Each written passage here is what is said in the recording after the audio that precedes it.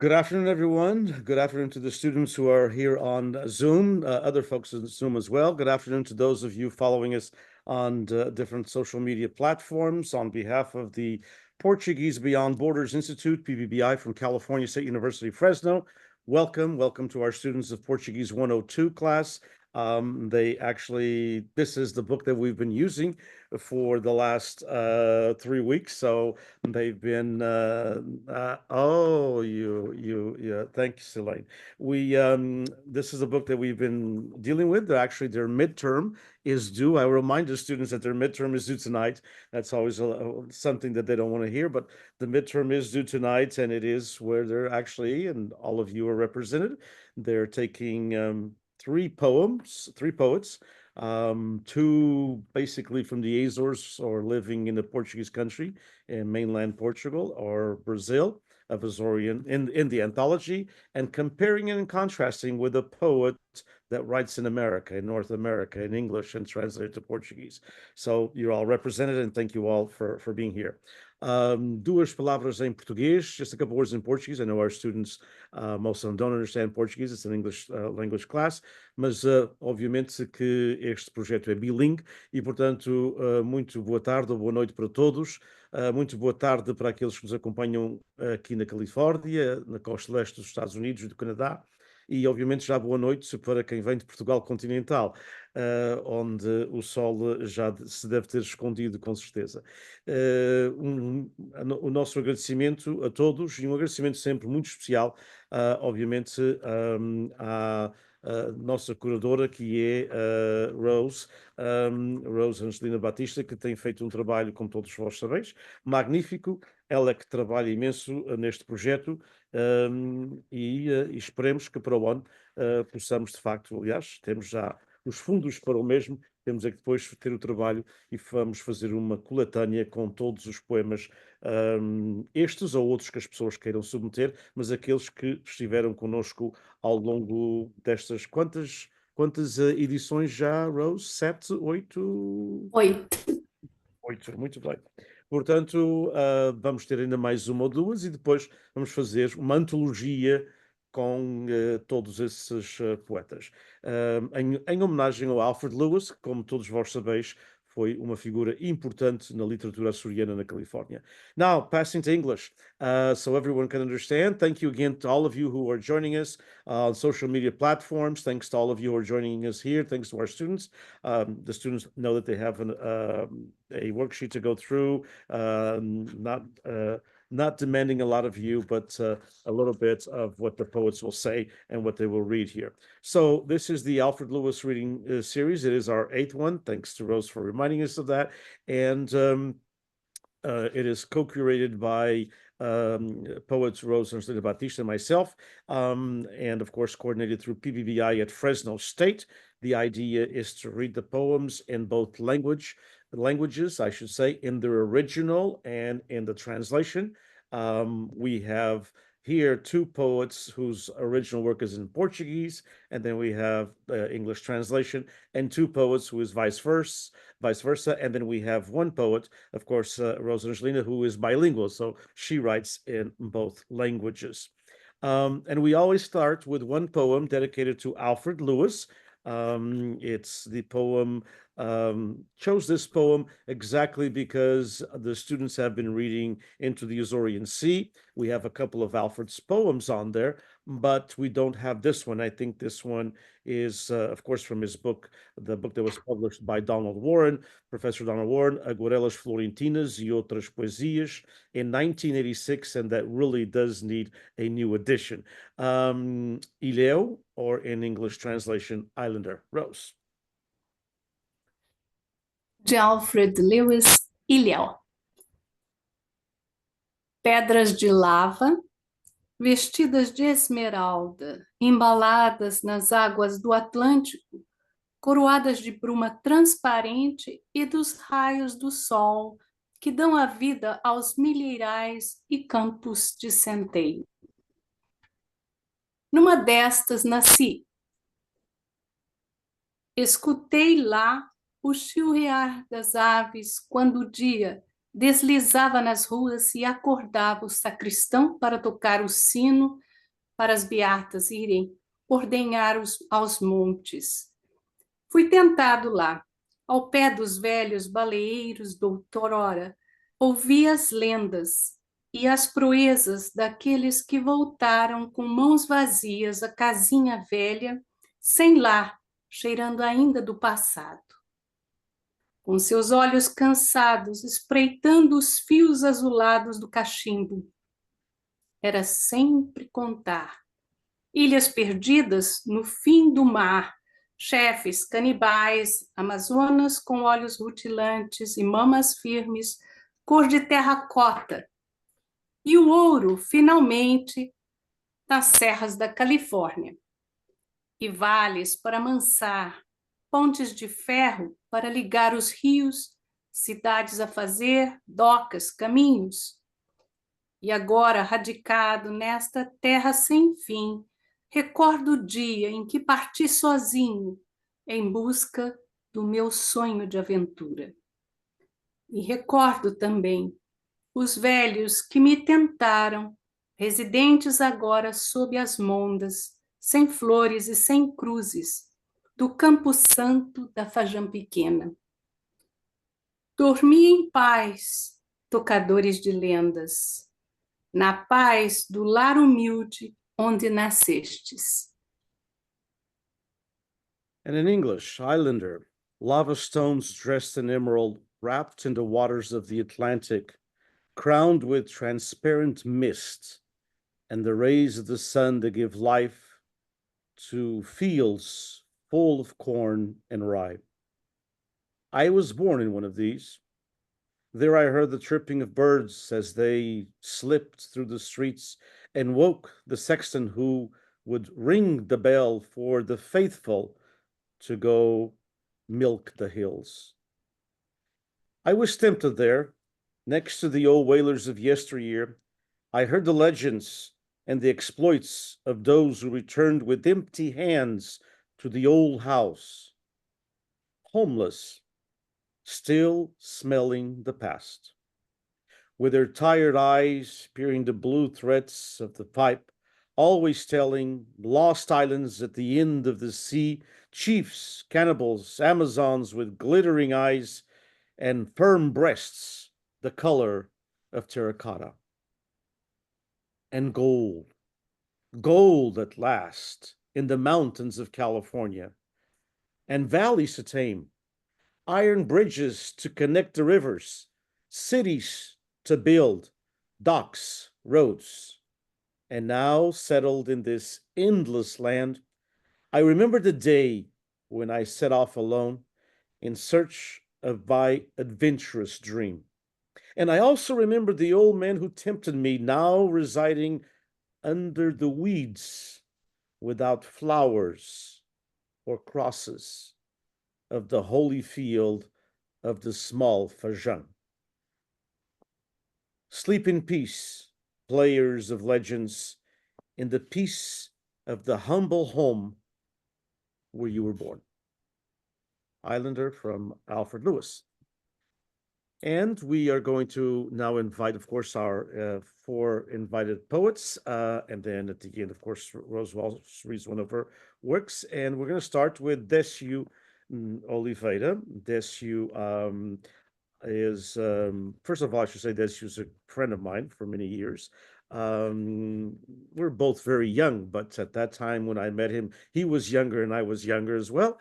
And Décio is well, he is retired and deservingly so, but he is by profession a dentist, probably one of our first Portuguese American dentists in California, but he's above all a poet, a community activist. He's dedicated countless and countless and countless hours to the Portuguese American experience in the Bay Area, and not only in the Bay Area, throughout California. He could tell lots of stories, I'm sure, of many adventures and many utopian things that he built throughout his life here. He came from the island of San Miguel as a student and decided to stay. And we're glad he did. He's enriched the Portuguese American experience in California. Welcome, Décio. Décio's going to read two poems in Portuguese, one in Portuguese, and then I will read the translation to English, and then a second one in Portuguese, and I'll read it also to English. Obrigado, Diniz. Aqui vai o primeiro. Como te quero, Açores, mimoso jardim de flores, poetas e trovadores embalado pelo mar. És um cantinho do céu, pedaços do estro meu, onde a saudade nasceu, para saudades matar. Açores, ilhas de sonho, berço de amores, jardim risonho de esbeltas flores. Ai, quantas saudades de ti, minha aldeia, do som das trindades, da luz da candeia. 9 estrelas por Deus plantadas no vasto mar, de azul sem par, formosas e belas da natura amadas. Adeus, meus Açores, do poeta azular, matizado de flores, beijado pelo mar, guarda meus amores, até eu voltar. And now in English, it sounds much better in Portuguese, I can tell you that, because it rhymes well, and in English it never does. So, but it's called, translated to Ballad of Longing. Longing, saudade is a very tough word to translate, but it's a constant longing, and it's a different type of longing. I think that we could probably do a program completely on it. And we have Elaine here, who has written extensively about saudade from a Portuguese American and Portuguese Canadian experience, already of a second and third generation. So it's a theme that we need to explore even more and more, because years ago people didn't want to feel saudade, but now the second and third generation kind of likes that saudade because it's a connection to the land that we have a different take on. So, how I want you, Azores, pampered flower gardens, poets and troubadours cradled by the sea. You're a little patch of heaven, pieces of my stanza where longing was born to kill longing. Azores, islands of dreams, cradle of love, a joyful garden of graceful flowers. Although I miss my village, the sound of the Trinities, the light of the lantern, 9 stars planted by God in the vast sea of a matchless blue, loved by nature. Farewell, my Azores, the home of poets, dappled with flowers, kissed by the sea, that guard my loves until I return. Thank you, Décio. Welcome. E número 2. Tens mais um, não tens, Décio? Sim, sim. A Olha, outra ilha, não é? A outra ilha? É. Ok. Eu estava a ler um livro do Sargento Dias, que escreveu sobre os cantares dos Açores. Eu conhecia a maioria de São Miguel e da Terceira, mas nunca pensei que as outras ilhas também tinham cantares completamente diferentes. E eu resolvi fazer uma rapsódia sobre os cantares dos Açores. O Diniz provavelmente é o que vai conhecer mais. Mas aí vai. Rapsódia açoriana. Trouxemos-nos as corações, ao sairmos dos Açores, seus cantares e tradições, seus bailados, seus amores. Despontou a bela aurora, já cantava o roxinol. Para dela matar saudades, logo apareceu o sol. A fofa, toda vaidosa, já farta de dar ao pé, aconselhou a terceira que ensaiasse o lelé. Ao acordar o meu bem, seus olhos pretos luzentes, beijei a lira e chorei, lembrando amores ausentes. Ao som da caninha verde, pus-me a balhar o pezinho, invejosa a chamarrita, abraçou-se ao polgadinho. Abana a casaca, tu que és linda e engraçada, deixa as velhas espargirem com a charamba exultada. Passaram os estudantes, capas negras ao luar, para o cantar da meia-noite, tanta mágoa dissipar. Já sei, abraçou-se aos braços, cheirando a manjericão, por a convidar à praia para balhar o tanchão.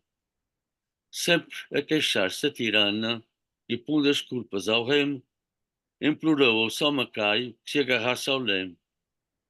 Cirandou tanto a ciranda e louca de dar ao pé, para cantar o fadinho, convidou logo o José. Ouvi cantar as janeiras à porta da Merciana, podes crer, ouvir Andinha, que o teu olhar não me engana. Já ia a noite avançada, lá fora cantou o galo. As moças casamenteiras agarraram-se a São Gonçalo. Vai alta a noite e em breve iremos matar o bicho para celebrar o namoro da Saloia Luís Rios. Da estreza de ladrão foi ao jardim roubar cravo e, para animar o serão, cantamos em coros bravos. E assim, com a casa cheia, cansados de festejar, aparece a sapateia para o baile se acabar.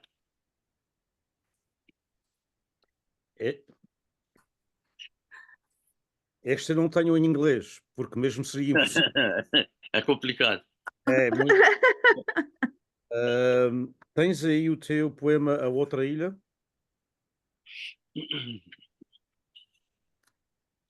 Ai, meu Deus, onde é que tu estás?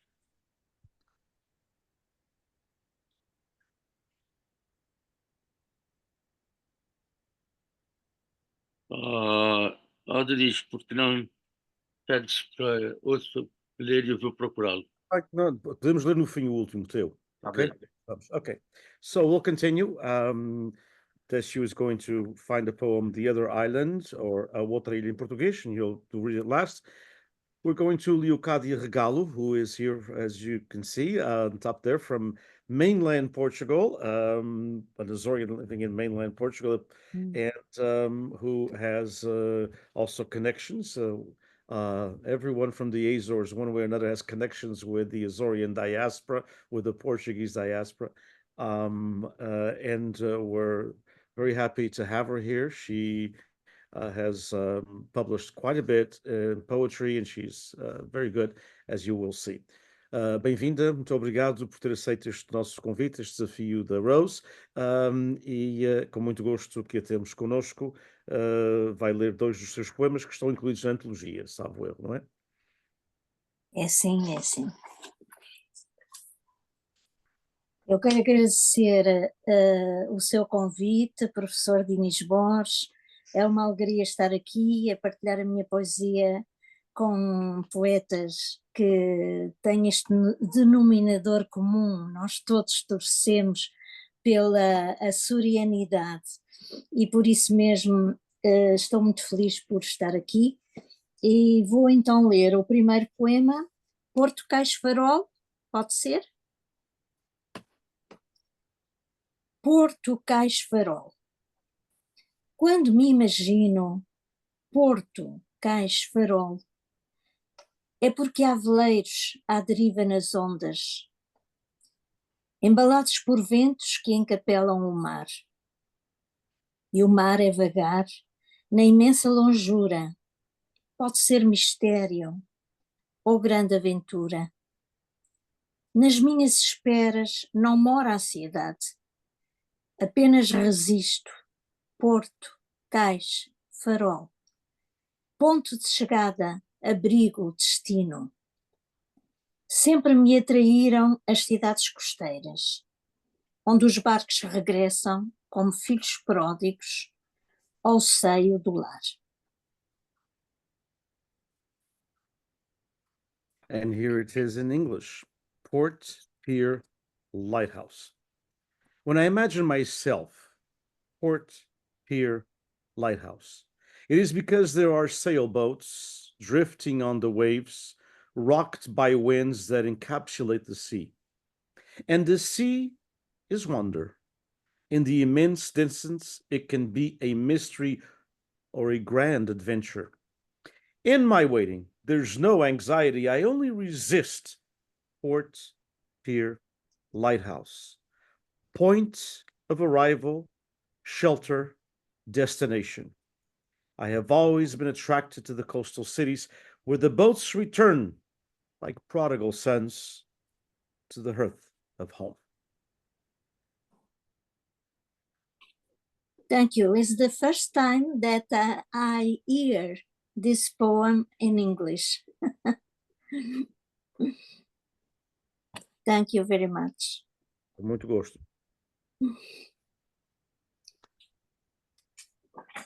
O outro poema, Singular Madrigal. Vieste em maio, pela mão da primavera, trouxeste a primeira rosa que desabrochou no teu jardim. Aspirando o aroma rubro das pétalas, meus olhos fecharam-se com o lampejo desse instante suspenso, da consonância dos seres fulminados pela fúlvida chama do desejo. Inesperadamente, a ternura derramada sobre as mãos enlaçadas, pousadas na candura das horas partilhadas serenamente.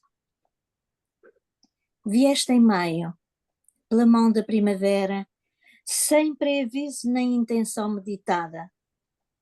Puseste-me o coração em alvoroço e deixaste-me neste enleio de esfinge fascinada. Trouxeste a rosa, a poesia, o calor, de teus gestos largos, de ave arribada, ao pois ansiado da plenitude. Intuída na leveza das coisas, criadas com ar, água, fogo, lava e simples palavras de amor.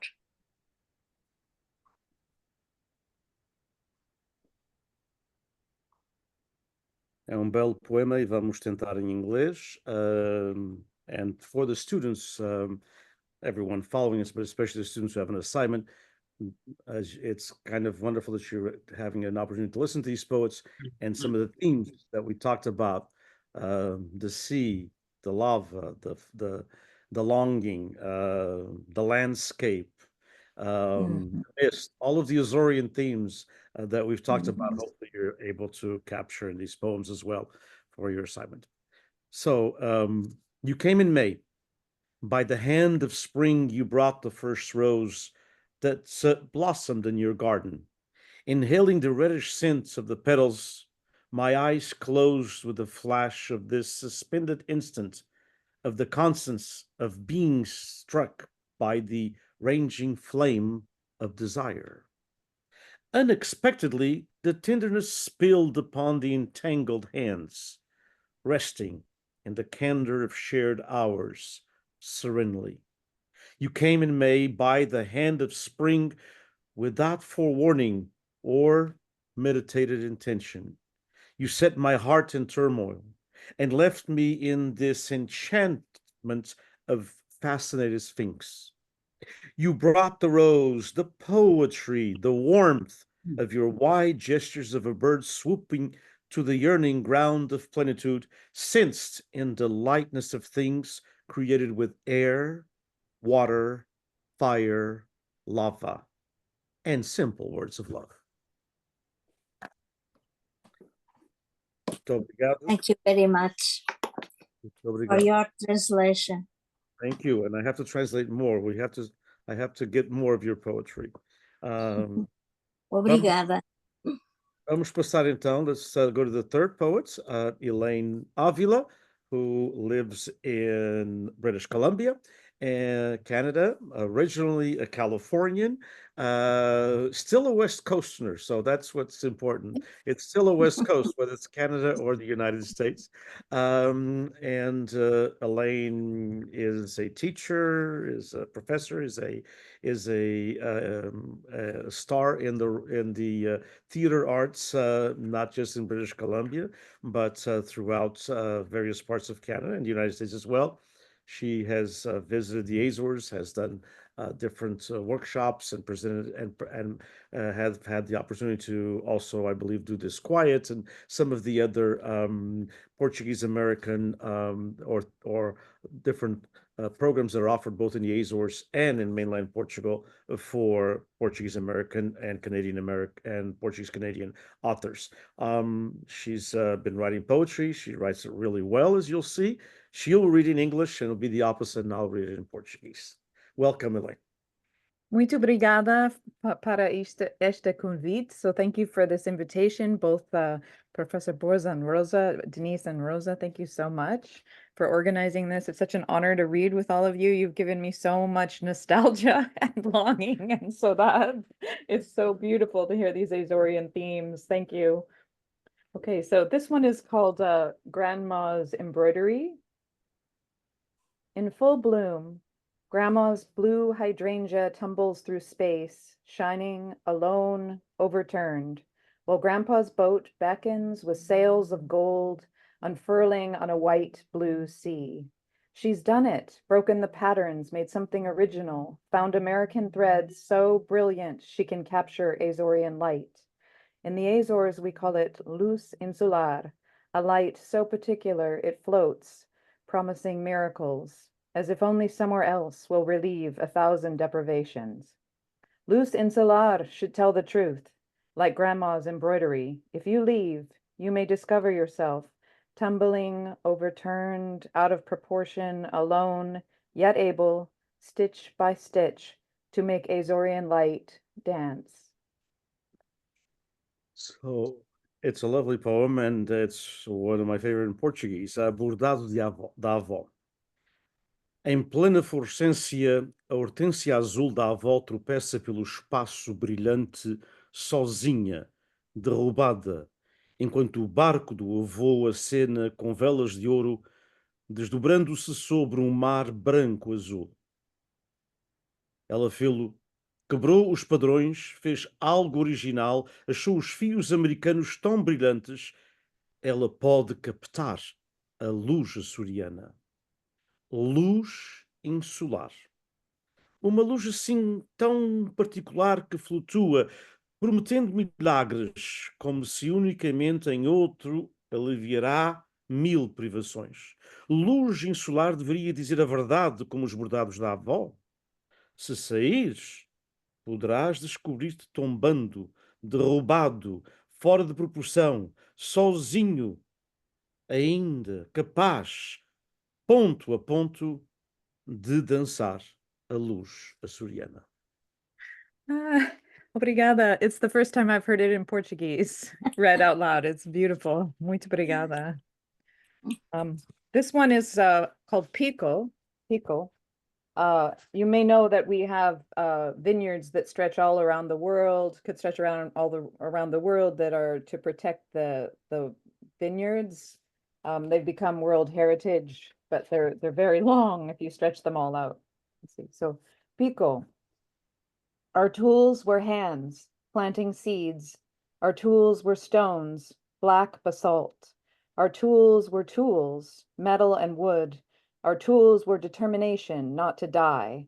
Our tools were dreams of making home. Our belief so firm, it grew and grew. Our coral vineyards so long that they could stretch around the world twice in a shielding embrace. We made our dream together, stone by stone. I wrap my hand around this lava rock until I feel its protection inside me. We are the only islanders that made this shape, this safeguard, these walls.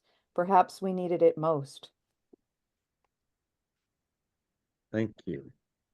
And once again, I call out to our students just lots of the themes that we've talked about in this poem, Pico Island. I know that we have some of our students who are on here who either their parents or their grandparents were from Pico Island. So I'm sure it's special for you. And so here is the poem in Portuguese. Pico. As nossas ferramentas eram mãos, plantando sementes. As nossas ferramentas eram pedras, basalto negro. As nossas ferramentas eram ferramentas de metal e madeira. Os nossos instrumentos foram a determinação para não morrer. As nossas ferramentas eram sonhos de fazer casa. A nossa crença tão firme que cresceu e cresceu, os nossos corrais de vinhas tão compridos que esticariam 2 vezes à volta do mundo, num abraço de proteção. Fizemos o nosso sonho juntos, pedra a pedra. Envolvo a minha mão nesta rocha vulcânica, até que sinta a sua proteção dentro de mim. Somos os únicos ilhéus a fazer esta geometria, esta salvaguarda, estas paredes. Talvez porque éramos os que mais precisávamos. Think I understand it better in Portuguese. Muito obrigada.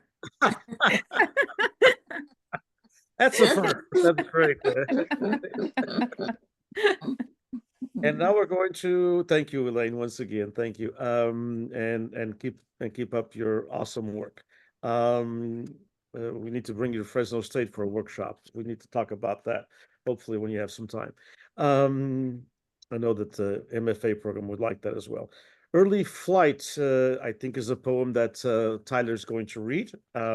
It's a longer poem, but I think maybe Tyler will read it all in English and then all in Portuguese, so we don't break the rhythm of the poem, if you don't mind. Is that okay?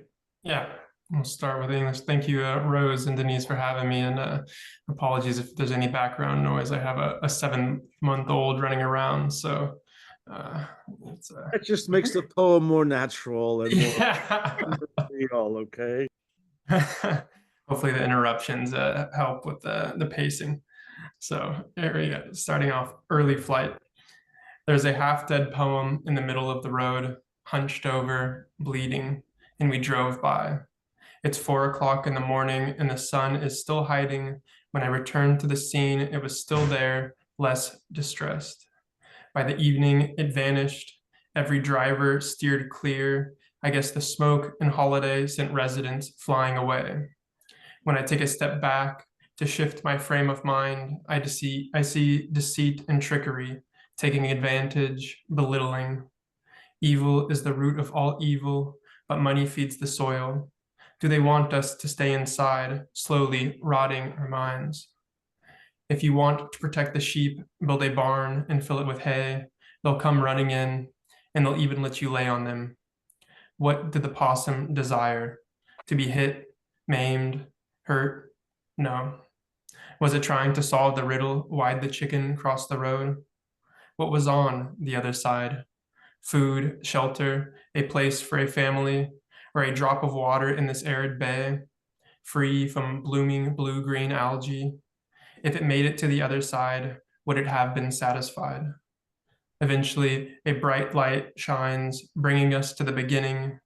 Keep your eyes on the road ahead for the peaceful passing possums, or be prepared to clean your car, a truly sad way to start the day.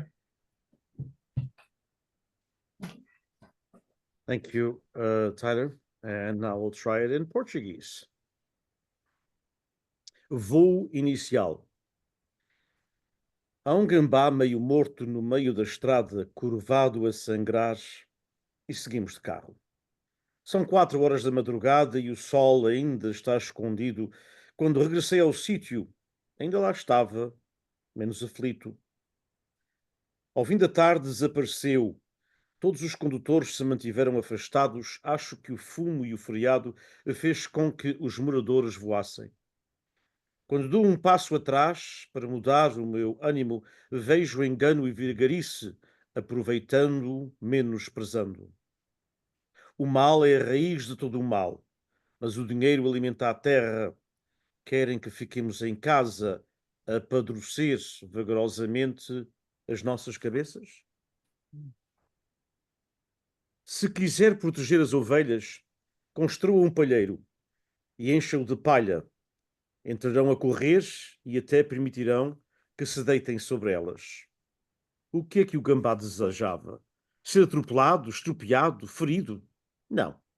Estaria a tentar resolver o mistério porque é que a galinha atravessou a estrada? O que é que estava no outro lado? Alimento? Refúgio? Um lugar para a família? Ou uma gota de água nesta baía árida, livre de algas verdes, azuladas e fluorescentes? Se conseguisse chegar ao outro lado, teria ficado satisfeito? Eventualmente uma luz cintilante brilha, trazendo-nos ao princípio.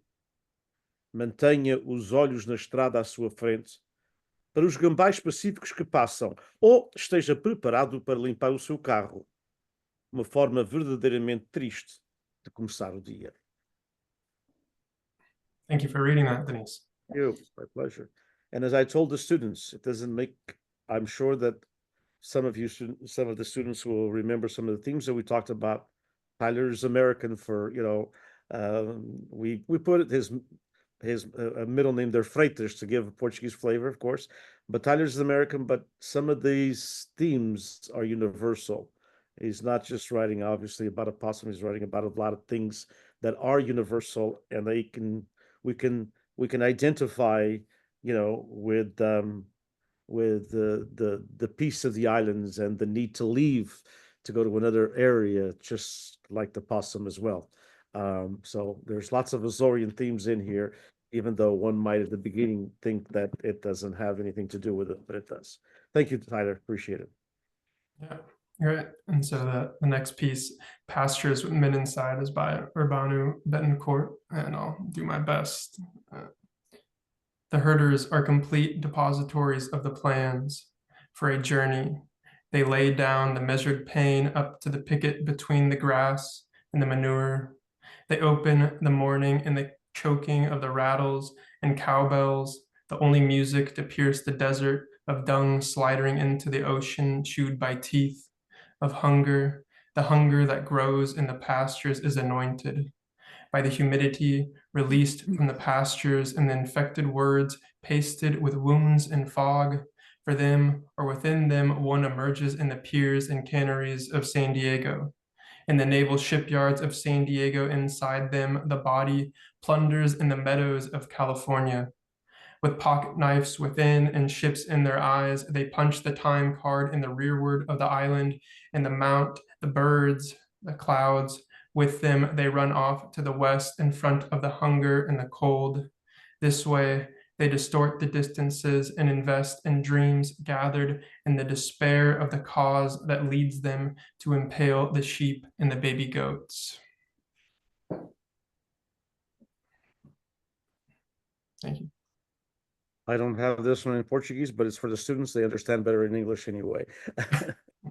I think you might have had it one time translated yourself, did you not? I think. So there is I think on the next page there is the translation on page 424, I believe. Did I not see that? No, Oh, of course. Yes, it is. There it is. There it is. There it is. Your turn. Okay. Oh, there it is. Yes. The Urbano Betancourt. Yes. Let me read that one for you then. Pastagens com homens dentro. Os pastores são os depositários plenos dos planos de viagem. Adormecem a dor, medem amarrados à estaca entre a erva e o esterco. Eles abrem amanhã no estrutor dos guizos e dos chocalhos, essa única música a rasgar o deserto de bosta que desce até ao mar, mastigam com dentes de fome. A fome que cresce nas pastagens besuntam-se na umidade que se desprende dos pastos e das palavras empestadas de mágoa e de névoa. Por elas, ou dentro delas, se desemboca nas docas e canárias de San Diego. Nos estaleiros navais de San Diego, dentro delas, o corpo se depreda nos prados da Califórnia, com navalhas por dentro e navios nos olhos. Eles assinam, assim, o ponto no dorso da ilha e cavalgam as aves, as nuvens. Com elas fogem para o oeste a frente da fome e do frio. Deste modo, pervertem as distâncias e investem os sonhos amealhados no desespero de causa com que se espantam nas cabras e nos cabritos. Do Urbano Betancourt. Ótimo poeta açoriano. Thank you, Tyler, again. Meu caro Décio, encontraste? Décio, Sim, encontraste? sim. Muito bem.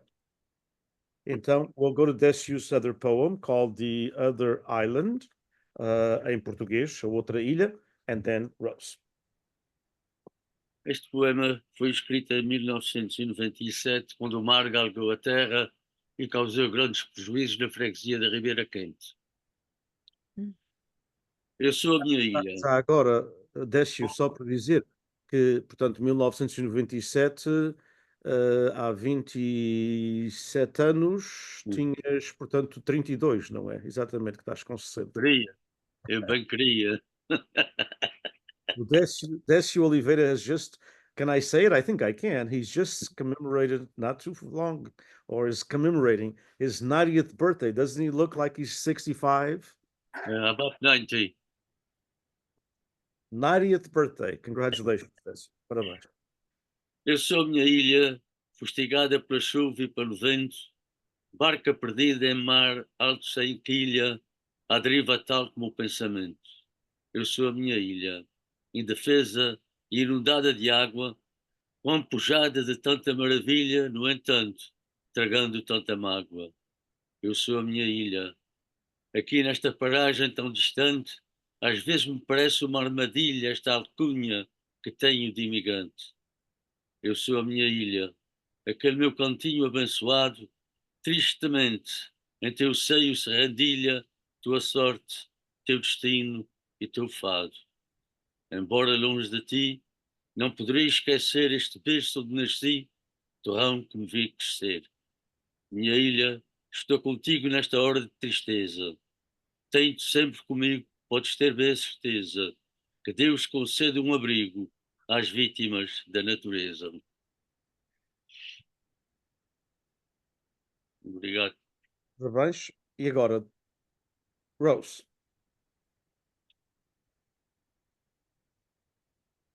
And Rose is going to read in both languages, in Portuguese and English. As I said, she's a bilingual poet, so she translates her own work. Brackish waters. Reason worships water, as naturally attracted to the water element as to the clarity, brilliance of light. I, an Amazon child, became an outcast soul just to know the spells of Indian River in June. By reason, and not by that thing which constantly contradicts reason within, shouldn't our last breath be easy as sailing a boat? Our waters brackially calm and recollected, followed by a copious, benevolent, windy summer rain, and those particles of matter that remain fluid in form from all visible sources, converging in one solid, sponge-like trove underneath Chorão Island, revitalizing some wondrous aquifer. Águas salobras. A razão endeusa a água naturalmente atraída pelo elemento água, tanto quanto pela claridade e brilho da luz. Eu própria, criança do Amazonas, tornei-me uma alma pária, só para ver em junho o enleio do rio Indiano. Pela razão, não por aquilo que constantemente a nega dentro da gente. Nosso último sopro, quiçá pudesse ser o arraste de um barco a velejar. Nossas águas salobras, calmas e cheias de lembranças, seguidas por benevolente, grande chuva e vento de verão. A matéria remanescente de todas as fontes visíveis, fluídas em formas, absorvidas numa única arca esponjosa sobre a ilha de Chorão, revitalizando um poderoso aquífero.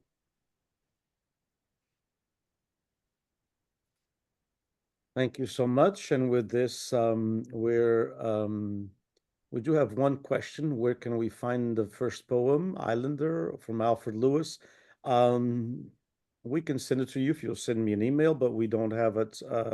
It's not published in English. It's only published in Portuguese in the collection I mentioned in the beginning, Ilhéu. So, muito obrigado a todos. Thank you all so much. Thanks to the students as we come to the end. I want to, of course, first and foremost, thank again Rose for all of her work on putting this series together. It is our 8th. We will be talking to each of the poets on an ongoing basis, so we can have our anthology published hopefully in late spring of next year or early summer.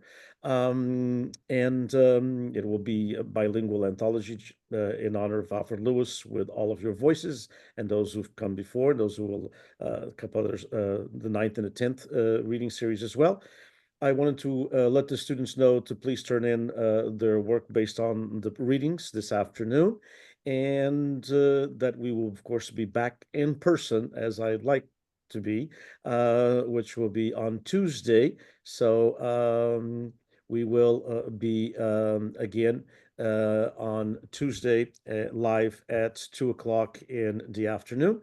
Good question, Andrew. Rose's poem is not in the Azorean Sea, but if you'd like to have it, actually, I'll ask Rose to send it to me. She won't mind that, and we will put it up on Canvas so all the students can have access to it. So we will be, for the students, just a bit of FYI, we'll be in person on Tuesday, the 22nd at 2 p.m., regular classroom, and we will have massa cevada. So that's a good thing. We'll have Portuguese sweetbread. It's always a good reason to go to class. So we will have Portuguese sweetbread, massa cevada on the 22nd of October, which is our next class. Muito obrigado, Leocádia. Muito obrigado, portanto, a todos. Muito Eu é que obrigado agradeço. Obrigado, Diniz. Muito obrigada. you all very, very much. Thank you, Elaine. Thank you, Tyler. Thank you, Rose. Thanks to the Muito students. Thanks obrigada. to those of you who are Thank you. also out there. Continue, those of you who are here as poets, continue your writing, please. If you like some of them translated, send it to me, and it seems like I have nothing to do but to translate, which is I enjoy doing. So I think we do need to have and using technology is a must, as we all know, to bridge these worlds, construir estas pontes. We have a lot more in common than separates us in a world that's constantly separating human beings. And you all mentioned that in your poetry one way or another, and Tyler very much so, that we need more bridges, and thank you all for constructing that, and thanks to Rose for being the architect of the bridge. I mean, it can be a wonderful bridge, but if it's not well architected, it's going to fall apart. So thank you, Rose. On behalf of PBBI, muito obrigado a todos. Thank you all very much. Have a great afternoon, everyone. Thank you. Take care.